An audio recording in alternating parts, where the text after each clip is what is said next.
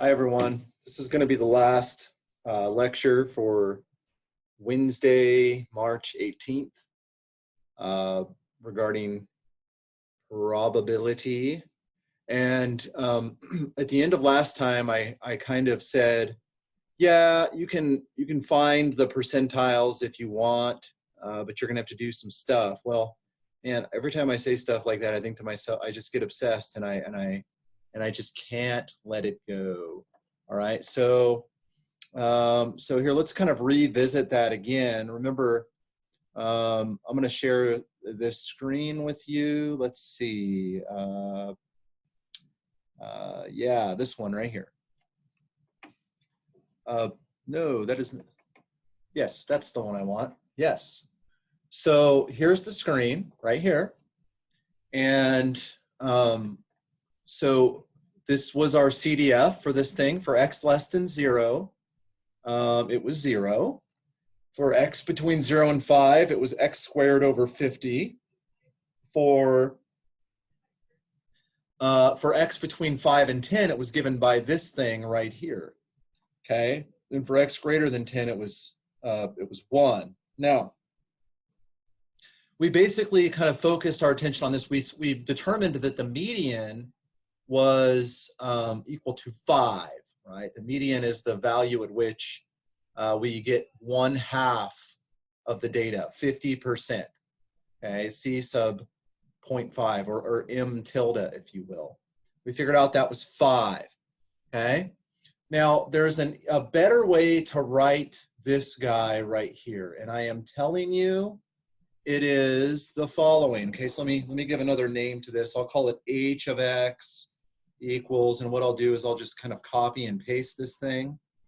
Okay, and I promise if you do like completion of the square on this thing right here, what you'll end up getting instead of this is you get something that's equivalent. You get 1 minus, okay, x minus 10 squared all over 50. Well, in fact, you know, that looks kind of ugly. I'm just going to put 1/50th out front here. So 1/50th. Okay, and notice, like, that's the exact same as this up here, right? So that's comforting that I have the exact same thing, just because those are the same. And just to convince you of that further, you know, I'm in Wolfram Alpha. You could actually type expand 1 minus x minus 10 squared over 50. And what do we get?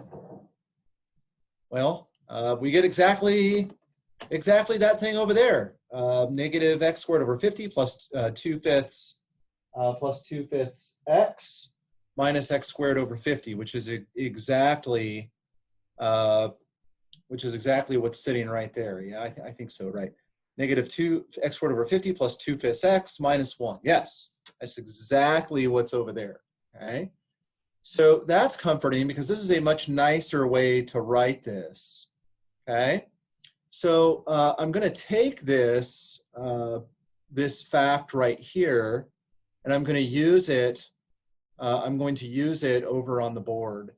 Okay, but to make sure that something doesn't totally get messed up in the process, I am going to pause this video and then kind of go over there for a minute. Okay, so I'll be back in just a minute. Okay, so I'm over here at the board now. Okay, and there's our density, or not density, the cumulative distribution function. It's sitting right there. Okay, and we said that this guy right here, if you do a little bit of algebraic magic on this and complete the square, you can express this in a much simpler way. And what we discovered is it's the same as 1 minus 1/50th times x minus 10 quantity squared. Okay, so that's a much nicer way to express that thing. Okay, and last time we kind of horsed around with this. We figured out that the median was 5. Okay, we figured out that the median was 5. And we did this computation with the 25th percentile, but it turns out if I take any percentile, less than the 50th percentile, so if I take any p that's less than or equal to the 50th percentile, then basically I know that the C sub p, the number that's gonna do it for me, that's going to be the percentile for me, the C sub p, since the median is 5, okay, since the median is 5, then my C sub p is going to be somewhere between 0 and 5, so I'm going to be using this guy right here. So I'm going to have the exact same situation I did for C sub 25, right? So if I have any percentile less than or equal to the 50th percentile, it's going to be C sub p squared over 50 equals f of C sub p equals p. Okay? And that means that C sub p squared equals 50p, which means C sub p, in fact, I'm going to write this up here. So I want to write this up here on the left just so I can record the thing. So if p is equal to or less than 50, what happens? I know that C sub p squared, right down here, C sub p squared is equal to 50p, which means just take the square root. C sub p is the square root of 50p, okay? C sub p is equal to the square root of 50p, okay? And what if p is greater than the 50th percentile? Well, if p is greater than the 50th percentile, okay? So like if p is less than or equal to the 50th percentile, we determined that C sub p is less than or equal to 5. Okay, and that makes sense because like if I take this formula right here and I plug in p equal to the 50th percentile, 1/2, then 50 times 1/2 is 25. Square root of 25 is 5, which is exactly the median, okay? So if C sub p is equal to or less than 5, we know we're in the 50th percentile. If p is equal to or greater than, if p is greater than the 50th percentile, then I know that C sub p is going to be greater than 5. Yes? C sub p is going to be greater than 5, the number that, or the x value where I get that much percentage. Okay? And what is the equation that I'm going to have to solve going to look like in that case? Well, so let's kind of erase this.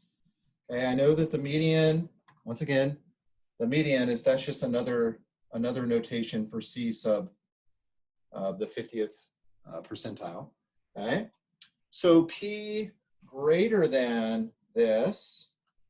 Well, okay, so what is f of CP going to be in this case? It's still going to be equal to P, but on the other hand, now I'm going to have to use this other one. I'm going to have to use this definition right here. I'm going to have to use this definition right here, yes? So let's write that in. Okay, so it's going to be 1 minus a 50th C sub p minus 10 squared. That's what f of C sub p is going to equal. Okay. All right. So what does that mean?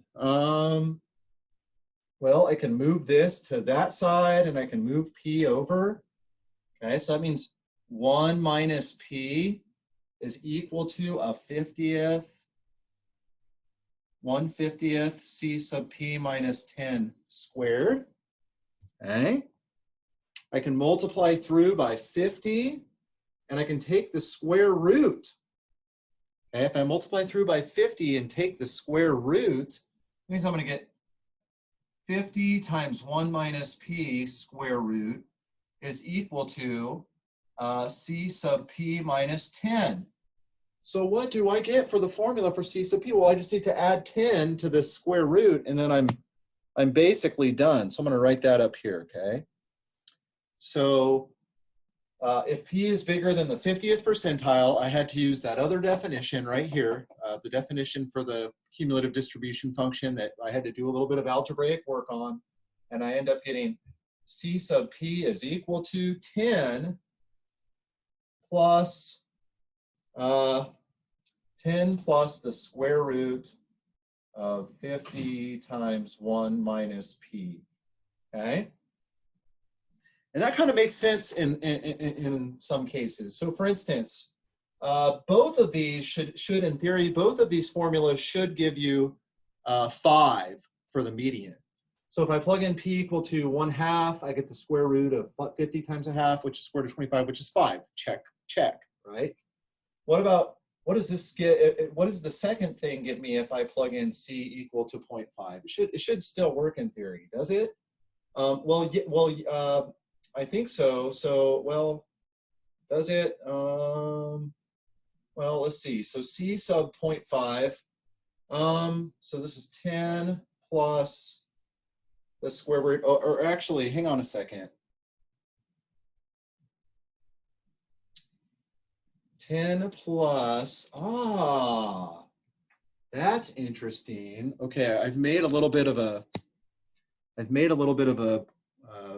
mistake here, because we have to go down here, think about it, okay? So this is why I like having students around when I do this, okay? So think about this here, C sub p minus 10, this is where this gets a little bit technical. C sub p minus 10, if I multiply through by 50, like 1 minus p is positive, and I'm going to take the square root of this, yes? But the problem is C sub p minus 10, like C sub p is never going to get beyond 10, because once I get to 10, I have 100%. So this actually needs to be either flipped around, or I could put a minus sign over here. Okay, so I'm missing a minus sign. This is why I need you guys with me to kind of keep me on task here. There should be a minus sign here because C sub p minus 10 is negative. Does that make sense? When I took the square root, I had an option of either the positive or negative square root, and it turns out the negative square root is the one that we need, okay? So C sub p minus 10 is equal to the negative square root, and if I go up here, how does that change things, okay? If it's the negative square root, then it's going to be, then what is it going to be? Okay, so let's see. So if this is the negative square root, then it's going to be 10. C sub p is going to be 10 minus this square root, okay? 10 minus this square root, not 10 plus, okay? So that's a slight little typographical error that would not have happened if we were in class together. Okay, so this is minus what? 50 times, okay, 1 minus a half is a half. 50 times a half is 25. This is square root of 25. What's 10 minus the square root of 25? Well, it's 5 again, which it should be, okay? And what if I were to actually plug in, I mean, look at this. What's C sub 1? That means that all of the, I've gotten to all of the probability at this point. 100%, it's the 100th percentile, okay? C sub 1, what is it going to be? C sub 1 is if I plug in p equal to 1, 1 minus 1 is 0, 50 times 0 is 0, 10 minus 0 is 10. Okay, so look at that. The 100th percentile point is 10, and that makes sense because once we get to 10, we're all the way, right? Once we get to 10, we have all the percentage. It's right there, yes?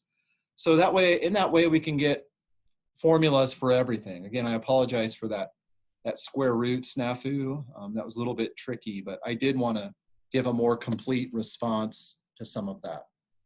Okay, I'm going to stop this for now.